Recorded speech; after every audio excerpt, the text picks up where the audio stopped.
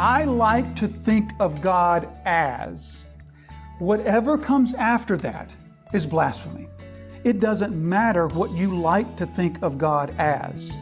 Because if He is God, what matters is the truth and the reality of who He is. That's what matters.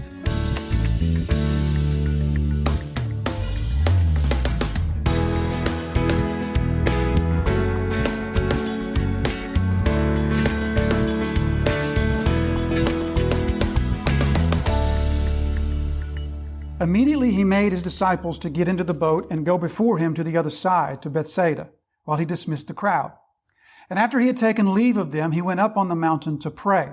And when evening came, the boat was out on the sea, and He was alone on the land. And He saw that they were making headway painfully, for the wind was against them. And about the fourth watch of the night, He came to them walking on the sea. He meant to pass by them.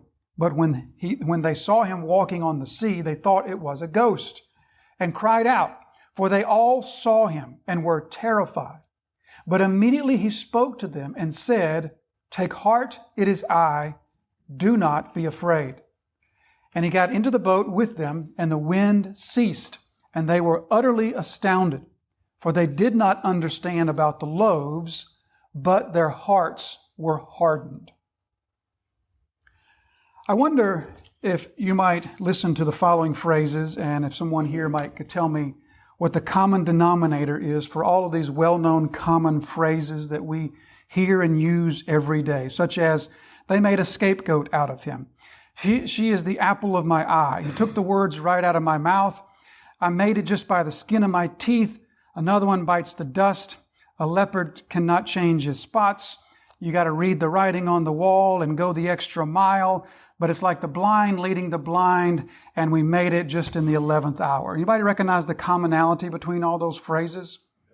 They're all biblical. The origin of all those phrases is a biblical origin, and that's just a small sampling of the literally hundreds of phrases that we use in our English language, almost never recognizing the source of those, at least not while we're using them. We use phrases all the time that find their origin in the Scriptures, without hardly giving a thought to what the origin of this phrase is, and oftentimes using the phrase in ways that are completely different from how the Bible uses the phrase. But as we think about these phrases that have made their way into our English language, there is one of which I'm thinking that you're probably ahead of me, and you're also thinking of this phrase too. It's the phrase, "walk on water." Don't we use that phrase a lot? We use it sometimes to mean that we think very highly of someone, that we think that they just walk on water. Or sometimes it might be a very negative thing when somebody uses it about themselves. They just think that they walk on water. And so it can really mean that someone has a very high opinion of themselves, or that you have a very high opinion of someone else. Now, neither of those are anything remotely close to how the Bible uses the phrase. We wouldn't find it in the passage before us of Jesus walking on the water. This is, as we said earlier, one of the most profound instances in Mark's gospel, and we'll take a couple Sundays to walk through it because the meaning is not shallow, it is very profound, and it will take us a while to dig through it. So let's get started from verse 45. From verse 45, immediately He made His disciples get into the boat and go before Him to the other side, to Bethsaida, while He dismissed the crowd. So we begin here with Mark's favorite word. His favorite word is immediately. He writes, immediately He made His disciples get into the boat. Now, the word that's translated He made is a word that's very forceful. It's very strong in the original. It means something close to compelled or constrained. It has the meaning of Jesus imposing His will onto the disciples, as though the disciples did not themselves wish to get into the boat. They didn't want to get into the boat, but Jesus imposed His will upon the disciples, and He compelled them, or He made them to get into the boat. So it carries it with this idea that the disciples' desire was different from Jesus' desire, and Jesus' desire, being the master, His desire overtook theirs. It overruled theirs, and He made them get into the boat. So we immediately have an issue to deal with that we must think through, and it's the oddness of what Mark just said, the strangeness of what Jesus said, that Jesus made the disciples get into the boat, and the strong implication is that they very strongly did not want to get into the boat. So why the oddness? Why the making them get into the boat? Furthermore, we read that Jesus then dismissed the crowd.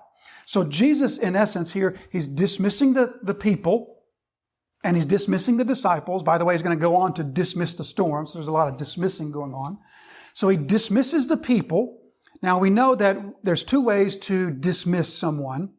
And this works the same way in our language as it does in the original Greek. But you can dismiss someone by A, giving them permission that they no longer are required to be in your presence. Like you give them permission. You can go, you can be dismissed. But another way that you can use the word dismissed is to not give permission for them to leave, but give them an order, no longer to give them permission to stay.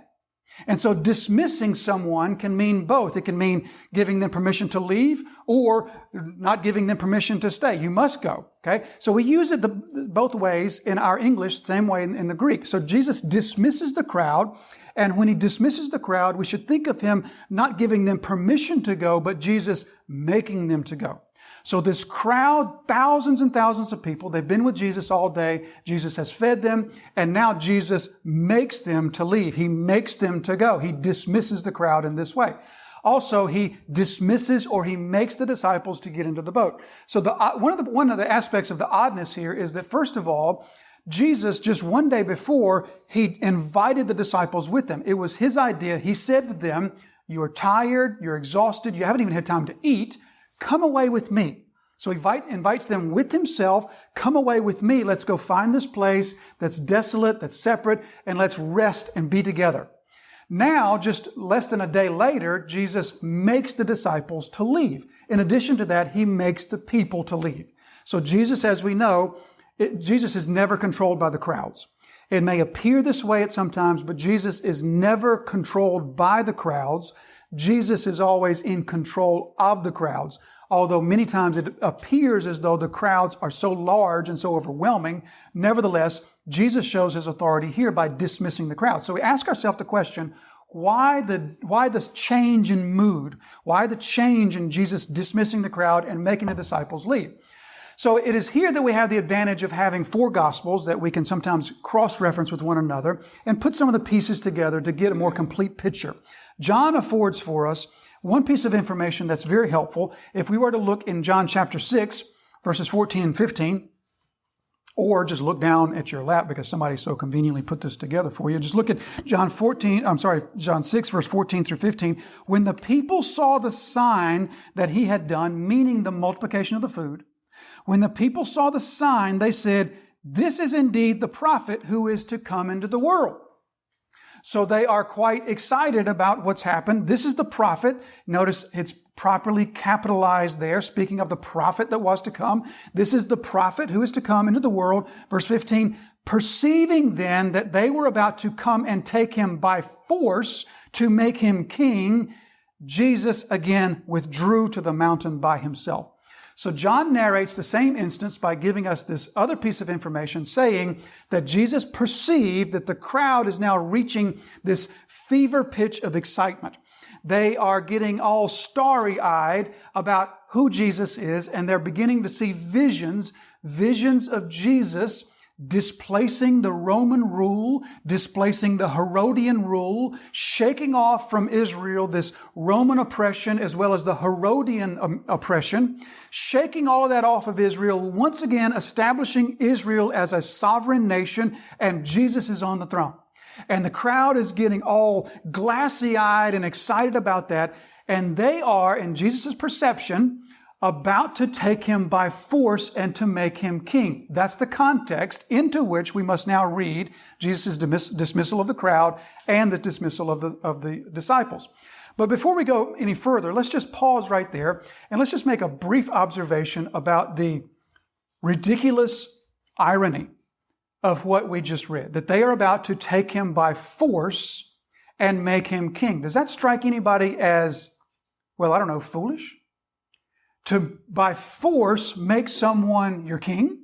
Isn't that just an oxymoron? Isn't that a self-contradiction? To impose your will on someone in order to put them in a position of rulership over you. That's utterly ridiculous to make someone against their wishes to be your ruler or your authority or your king over you.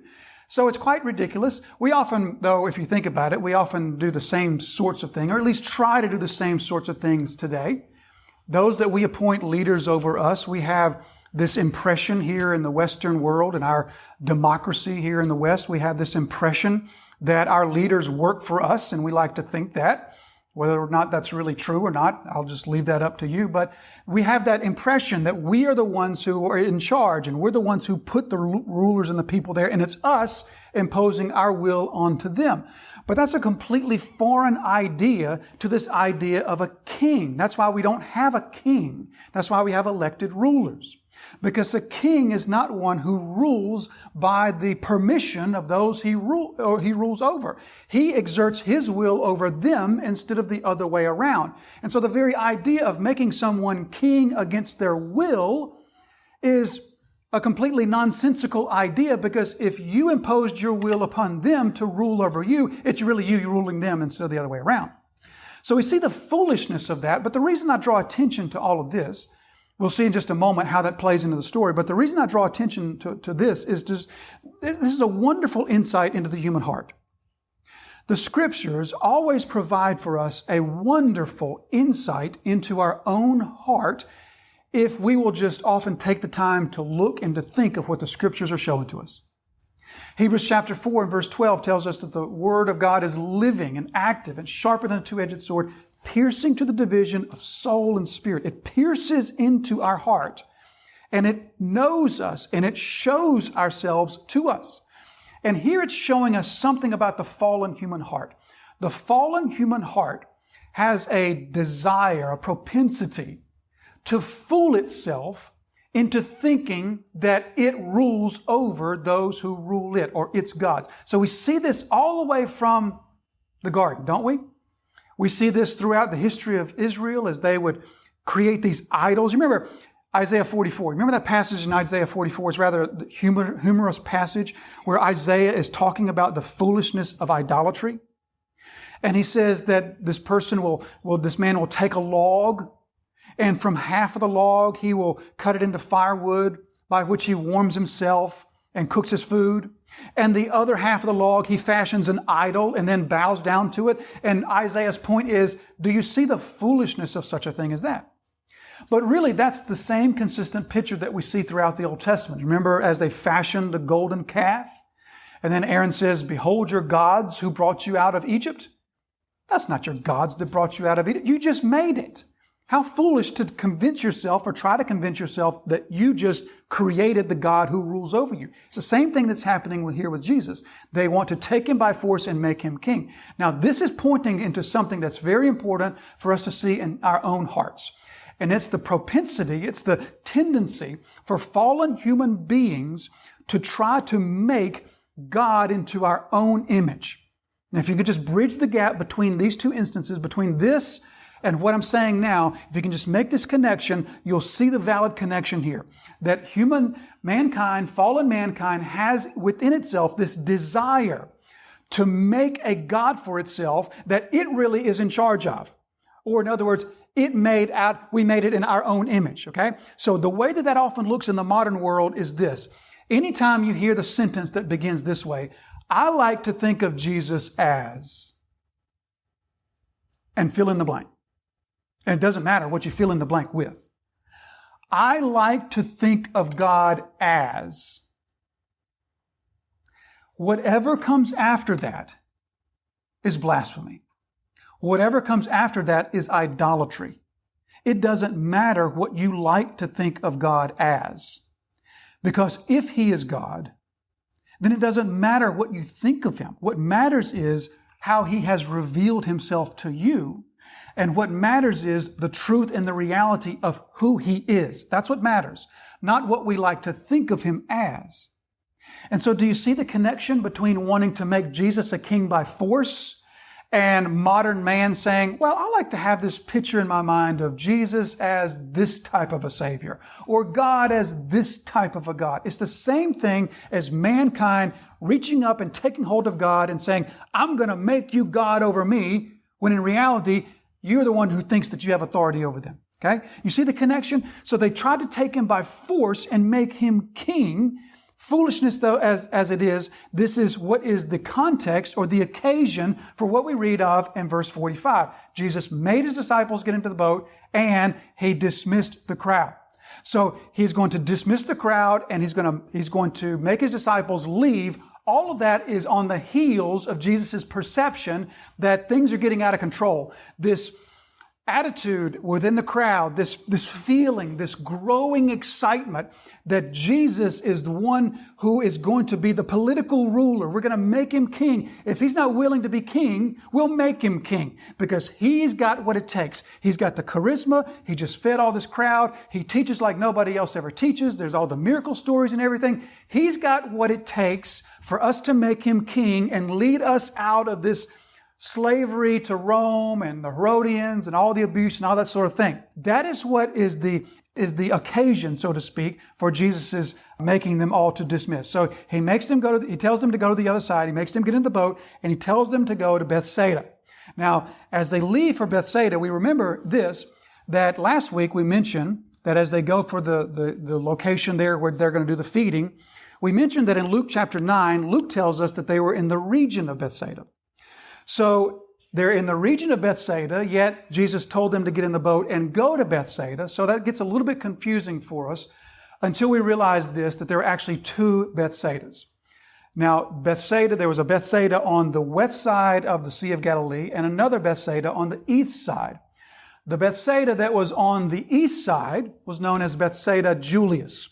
The other Bethsaida on the western side was on the side of Israel. That was known as Bethsaida of Galilee.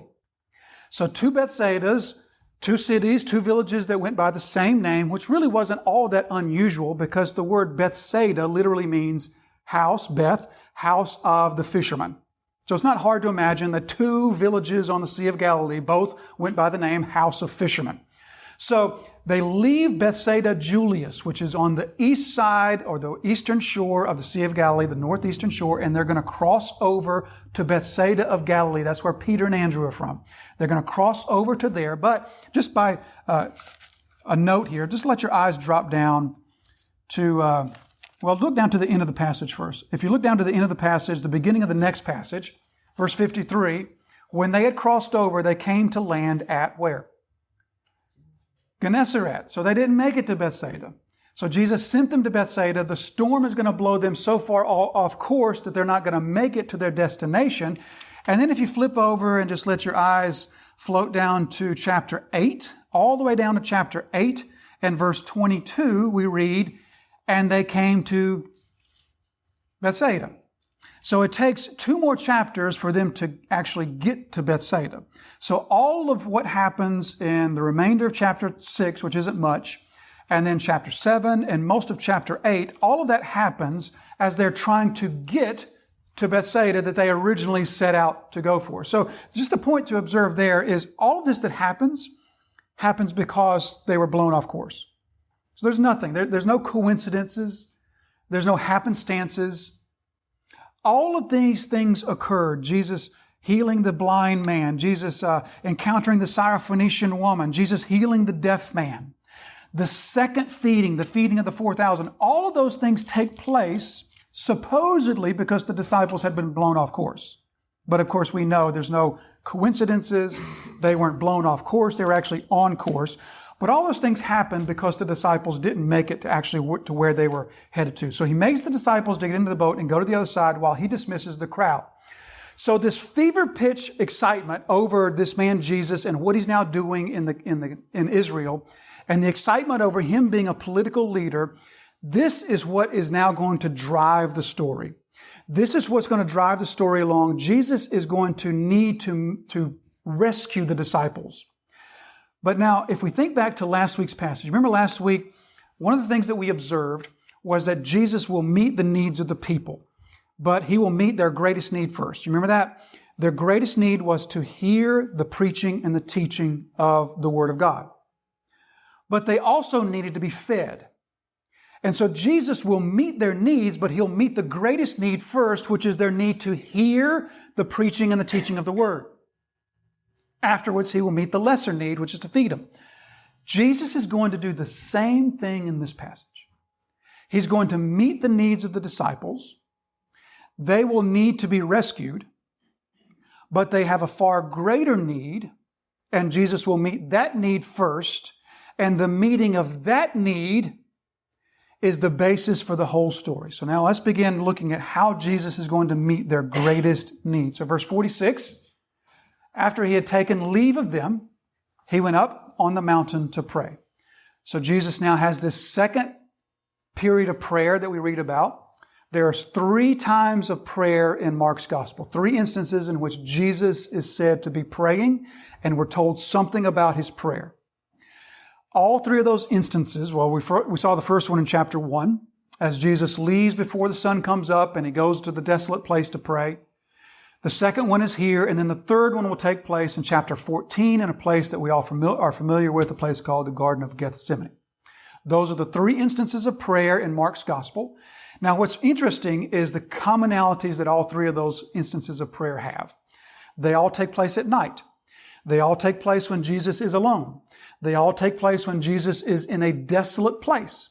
They all take place within the context of Jesus either being interrupted by his disciples or inhibited by his disciples in some way. The first time Jesus was praying, the disciples come and interrupt him. Where you been, Jesus? This time when Jesus is praying, he will again be interrupted by his disciples because he will be called to their rescue.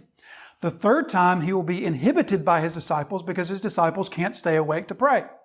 So all 3 instances are at night. All 3 instances, Jesus is alone in a desolate place. All 3 instances, Jesus is either interrupted or inhibited by his disciples. And lastly, all 3 instances take place within the context of a crisis of temptation, so to speak. Jesus is being tempted, and the temptation is always the same. The temptation is to bypass the cross and take glory without the cross. The temptation is always for Jesus to abandon or forsake his mission in exchange for the easy way or the popular way. All right, so just as a reminder, chapter 1 took place at the end of that night of healing, and the disciples come to say, Jesus, what are you doing by yourself? The crowds are all excited, they're all behind you, and Jesus responds by saying, let's go to another place. Now we see this instance takes place in the same context. The crowd has reached this fever pitch. They're about to take Jesus by force and make him king. And once again, we find Jesus at night alone praying. The third instance is the same, in which the temptation once again is to Jesus to not take this cross the next day, to not drink the cup of the cross the next day. All 3 instances at night, alone, deserted, interrupted by disciples, and praying over the temptation to fail or to abandon his mission. Now, you can believe that's coincidence if you like, but I think that it's clear that Mark has an agenda to teach us something about Jesus' prayer, something about the temptation that he is undergoing, and something about the reason why it is he sent the disciples away. Because the plan totally changed, didn't it? The plan was to go away with Jesus and receive some much needed rest. Now, instead of not only not getting the day of rest, in place of a day of rest, they got another day of long, strenuous work. So we might say, well, certainly now is time for a day of rest. But then instead, Jesus sends them away. And we all know to understand that as Jesus sends them away, he's sending them knowingly into a storm.